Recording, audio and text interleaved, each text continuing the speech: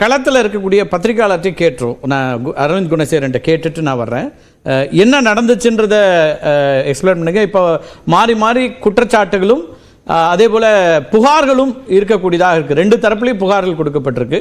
இன்றைய நிகழ்வு சொல்லுங்கள். அம்பேத்கர் பற்றி சர்ச்சை மற்ற விஷயங்கள் நிறைய பேசியிருக்கோம். சூர்யா பேசுவார். அதுக்கு பிறகு மற்றவங்க கருத்து கேட்குறேன். இன்றைக்கு நாடாளுமன்ற வளாகத்தில் என்ன நடந்துச்சு?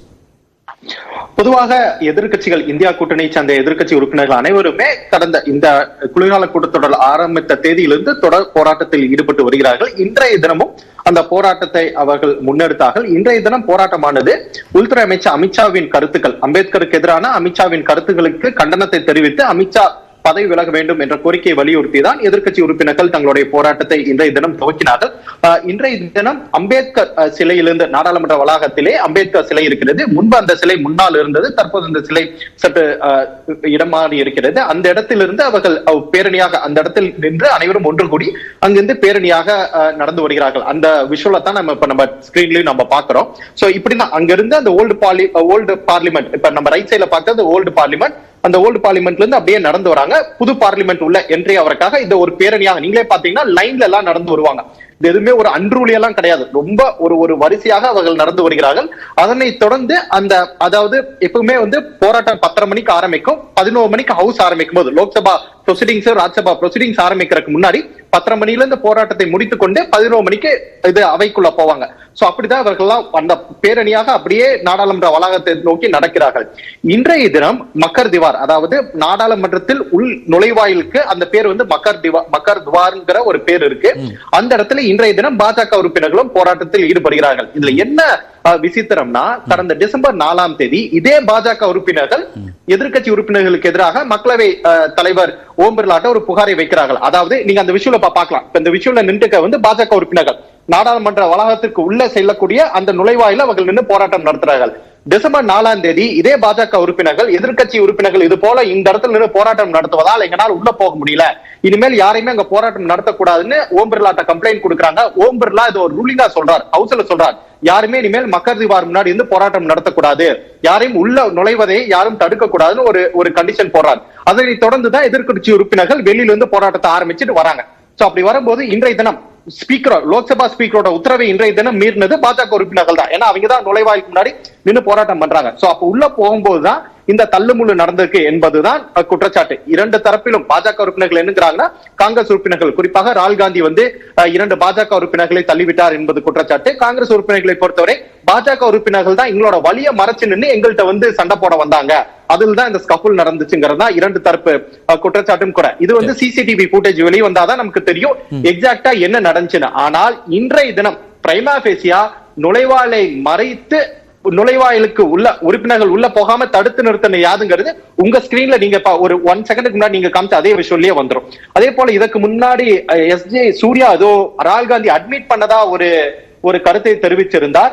ஆனா அது பொய், அது உண்மை கிடையாது. அதை ஃபேக்ட் செக் ஆஜ் தக்குங்கிற ஒரு நிறுவனம் அதை ஃபேக்ட் செக்கும் பண்ணியிருக்காங்க. ராகுல் காந்தி எந்த இடத்துலயும் ராகுல் காந்தி அட்மிட் பண்ணல. பொதுவா ஐடி செல் எந்த வீடியோ எப்படி வேணா எடிட் பண்ணி சொல்லலாம். ஆனா இந்த மாதிரி பொறுப்பு மிக்க நபர்கள் இது போல ஒரு டிவி விவாதங்கள்ல இது போன்ற ஒரு தவறான கருத்தை முன்வைக்க கூடாது. அது ஃபேக்ட் செக் பண்ணப்பட்டிருக்கு. ராகுல் காந்தி எந்த இடத்துலயும் அதை அட்மிட் பண்ணல. சுப்ரியா ஸ்டேட் அதை போட்டிருக்காங்க. ஆஜ்தக்கோட ஃபேக்ட் செக் அவங்களும் அதை ஃபேக்ட் செக் பண்ணிருக்காங்க. ராகுல் காந்தி அட்மிட் பண்ணி. ரெண்டு தரப்பினுடைய புகார்களும் எந்த அளவுல இருக்கு? ஒன்னு காவல்துறை புகாரா இருக்கு, இன்னொன்னு சபாநாயகர் கிட்ட புகார் கொடுக்கப்பட்டிருக்கிறது. அதோட ஸ்டேட்டஸ் என்ன இப்போ அரவிந்த்? பாஜக உறுப்பினர்கள் அனுராக் தாக்கூர் தலைமையில பன்சூரி ஸ்வராஜ் இந்த மூவர் போய் பாஜக சார்பில் பார்லிமெண்ட் ஸ்ட்ரீட் சன்சத் மார்க்ல ஒரு கம்ப்ளைண்ட் கொடுத்திருக்காங்க. அது ரொம்ப ஒரு ஸ்ட்ராங்கான ஒரு கம்ப்ளைண்ட் தான். ஏன்னா ராகுல் காந்திக்கு எதிராக அட்டெம்ப்ட் டு மர்டர், கொலை முயற்சி அப்படிங்கிற ஒரு குற்றச்சாட்டை முன் வச்சு ஒரு எஃப்ஐஆர் பதிவு பண்றதுக்காக கம்ப்ளைண்ட் கொடுத்திருக்காங்க. அதை தாண்டி causing grievous, voluntary causing hurt, அதே மாதிரி கிரீவியஸ் ஹர்ட், கிரிமினல் இன்டிமிடேஷன் சொல்லி பல்வேறு குற்றச்சாட்டுகளை முன்வைத்து கொடுத்திருக்காங்க. அது எஃப்ஐஆர் பதிவு செய்யப்படும் எதிர்பார்க்கப்படுகிறது. இன்று இரவுக்குள்ளாக ராகுல் காந்திக்கு எதிராக அது ஒரு எஃப்ஐஆர் பதிவு செய்யப்படும் என எதிர்பார்க்கப்படுகிறது. அதே போல காங்கிரஸ் உறுப்பினர்களும் ஒரு சில கம்ப்ளைண்ட் கொடுத்திருக்காங்க. அதுல என்ன ஸ்டேட்டஸ் நமக்கு தெரியல. ரெண்டு தரப்புமே பார்லிமெண்ட் ஸ்ட்ரீட் போலீஸ் ஸ்டேஷன்ல கம்ப்ளைண்ட் கொடுத்திருக்காங்க.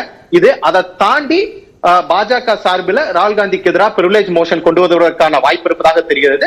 காங்கிரஸ் உறுப்பினர்களை பொறுத்தவரை நான் முன்பே சொன்னது போல டிசம்பர் 4ஆம் தேதி லோக்சபா ஸ்பீக்கர் ஒரு ரூலிங் சொல்றாரு, யாருமே அந்த என்ட்ரி கேட்ல போராட்டம் பண்ணக்கூடாதுன்னு. சோ அந்த என்ட்ரி கேட்ல போராட்டம் பண்ணி எங்களை உள்ளே நுழைவதை தடுத்தார்கள் என பாஜக உறுப்பினர்களுக்கு எதிராக காங்கிரஸ் உறுப்பினர்களும் இந்தியா கூட்டணி உறுப்பினர்களும் ஒரு புகாரை லோக்சபா ஸ்பீக்கர்ட்ட கொடுத்திருக்காங்க. ஓகே, பேசலாம். முதல் கட்ட கருத்தை எடுத்துக்கிறேன் நான். திரு ராம்கி, இது பிரச்சனைகள் இருந்து மடைமாற்றுவதற்காக இந்த வேலையை எடுக்கிறாங்கன்னு இன்னைக்கு ராகுல் காந்தி அதுக்கு பிறகு ஒரு பத்திரிகையாளர் சந்திப்புலன்னு சொல்றாரு. திரு அமித்ஷா அவர்கள் மீதான அம்பேத்கர் குறித்த சர்ச்சை, அதானி எல்லாத்தையும் சொல்லிட்டு இதுல இருந்து திசை திருப்புவதற்காகத்தான் இதெல்லாம் நடத்துறாங்கன்றாங்க. எப்படி அதான் அவங்க தலைப்பு விட்டே நான் வந்துடுறேன். இது வந்து இந்த திசை திருப்பல் அப்படிங்கிறத நம்ம வந்து அரசியலாக தான் பார்க்கணும். அது வந்து டெல்லியில் மட்டும் இல்லை, தமிழ்நாட்டிலேயே அதான் நடந்துட்டு இருக்கு. பதுங்கு குழியில் பதுங்கி கிடக்கும் எடப்பாடி அவர்களை கண்டால் யாரோன்னு கேட்டு சொல்லுங்கள், அண்ணல் அம்பேத்கர் யார் என்று அவருக்கு தெரியுமா அப்படிங்கிற மாதிரி நம்மளுடைய சட்டத்துறை அமைச்சர் எதிர்க்கட்சி தலைவரை பார்த்து ஒரு கேள்வி கேட்குறேன். இது என்னன்னா, இப்போ உள்ளூர் பிரச்சனைகள் வந்து இப்போ தமிழ்நாடு குப்பை தொட்டியா ஆயிடுச்சு இருக்கா அப்படின்லாம் எடப்பாடி அவர்களுக்கு அறிக்கையெல்லாம் கொடுக்கும்போது அதை பற்றினா ஒரு பெரிய பதில் அறிக்கையெல்லாம் இல்லை. இன்னைக்கு திருப்பாயம் ஒரு உத்தரவு கொடுத்துருக்குது, எப்படி இவ்வளோ செக் போஸ்ட்டை தாண்டி இவ்வளோ வந்தாங்க. அது மாதிரி உள்ளூர் பிரச்சனைகள் பெரிய விஷயமா விவாதிக்கப்படுற நேரத்தில் இந்த விஷயத்தை வந்து ரொம்ப உணர்வு விதமாக அணுகி ஒரு பிரச்சனையை டைவர்ட் பண்ணுறதுல திமுக தொடர்ந்து அதை பண்ணிட்டு இருக்காங்க. பாமகவுக்கு என்ன அதில் தேவை? நான் வரேன் இல்லை, எல்லா கட்சிகளுமே அது அடிப்படையில் நீங்கள் கொள்கைன்னு பேசும்போது கொள்கை ரீதியாக இந்த மாதிரி இல்ல சார், நீங்க சொல்றதுல அம்பேத்கர் பிரச்சனை, அம்பேத்கர் அந்த சர்ச்சை, அமித்ஷா அவர்கள் அப்படி பேசியிருக்கிறார் அப்படிங்கிற இடத்துல இருந்து, குற்றச்சாட்டுல இருந்து மருத்துவர் ராமதாஸ் அதை கண்டிக்கிறேன்கிறாரு. அவர் கூட்டணியில தான் இருக்கிறாரு. அவருக்கும் தமிழ்நாட்டுடைய மற்ற பிரச்சனைகள்லாம் இருக்குது, அதுக்கு ரியாக்ட் பண்றாரு, இதுக்கும் ரியாக்ட் பண்றாருங்கும் போது அம்பேத்கரை தவிர்க்க முடியாது அப்படிங்கிற இடத்துல இருந்து தானே தமிழ்நாட்டினுடைய பிரேமலதா அவர்கள் உட்பட எல்லாருமே அறிக்கை கொடுக்குறாங்க. அதே அந்த ஃபர்ஸ்ட் கவுண்ட் வந்து எல்லாரும் எதிர்பார்த்தது தான். எல்லாருமே எல்லா அரசியல் கட்சியிலுமே அதை பதிவு செய்திருக்காங்க. அதிமுகவும் பதிவு செய்திருக்குது. ஆனா அதை தாண்டி எடப்பாடி எங்க போன, ஏன் நேற்று வந்து விஜய் ஏன் ஒரு பதில் சொல்லல அப்படிங்கலாம் வந்து திமுக தேடுறது. இதுதான் ஒரு டைவர்ஷன் பாத்து. எடப்பாடி பழனிசாமி வந்து என்ன பதில் சொல்லிருக்காரு இன்னைக்கு? இல்ல, அவங்க வந்து பொதுவா தான் அவங்க சொல்லியிருப்பாங்க ஒழிய வந்து என்ன சொல்றேன், ஒரு கட்சி சார்பாக ஒரு பதில் அளிக்கிற ஒழிய அதுக்கு முன்னாடி நீங்க ஒரு நாங்க எதிர்ப்பது மூலம் அதுக்கு அதை விட ஆக்ரோஷமாக எதிர்க்கணுங்கிற நீங்க தான் எதிர்பார்க்குறீங்க.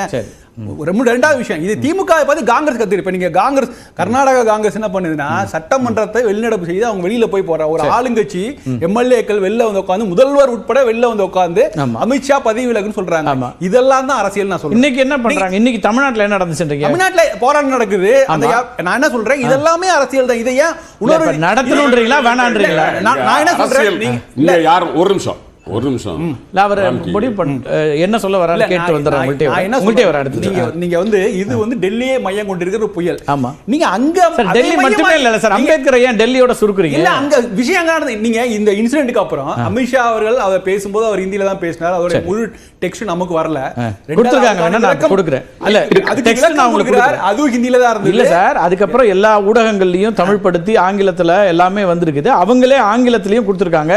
Text of Amit Shah speech in text of Amit Shah ji's statement on Ambedkar ji in parliament. வேணா உங்களுக்கு அனுப்புறேன், இங்கிலீஷ்ல கொடுத்திருக்காங்க. இது அபிஷியல் ஸ்டேட்மென்ட் வந்திருக்குது.